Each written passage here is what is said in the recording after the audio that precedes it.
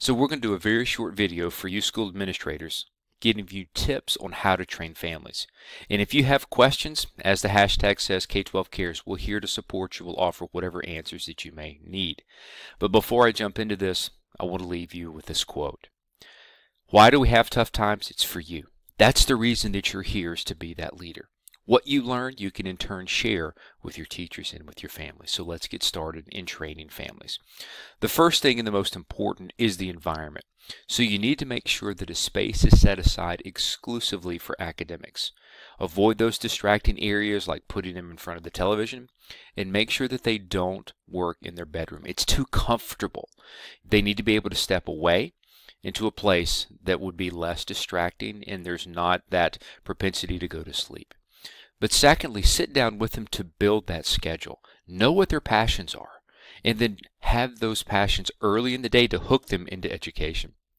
But make sure that you do build in breaks and play time. That's something that is absolutely critical to give them those brain breaks and also rest their eyes, but we can talk more about that in a bit. But show and tell. Now, this is not what we would do in elementary school. But what you need to do is when you're teach the families that when their children come to them and say, yes, I did my work, ask to see it. My own children who have attended virtual schooling for several years sometimes try to pull the wool over mom and dad's eyes. And when you ask that question, they know they've been caught, but just ask to see it. And then the other thing is get them. This is something that we do intuitively, but get the parents to ask their children if it's a math equation, well, how did you arrive at that answer? To see if it was just a lucky guess or if they understand the sequential steps that lead to that outcome. Some other ideas for you to provide training to families is this one. This is huge. Get those parents to resist that urge to offer immediate assistance.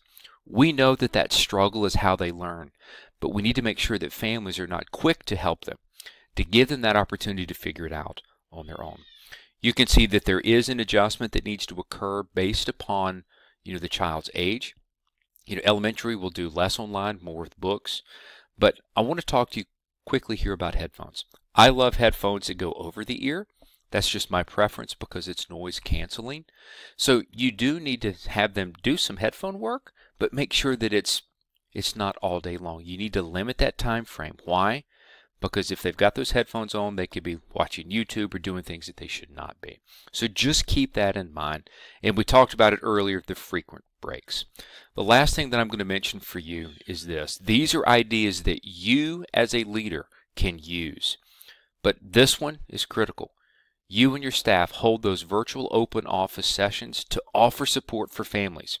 When they start, it's all novel, it's all new, but you need to be able to hold those sessions for those families to come in and ask you questions. The more that you can do with them, the better the success rate will be for children in this model. Anyway, you take care. If you've got any questions, don't hesitate to reach out.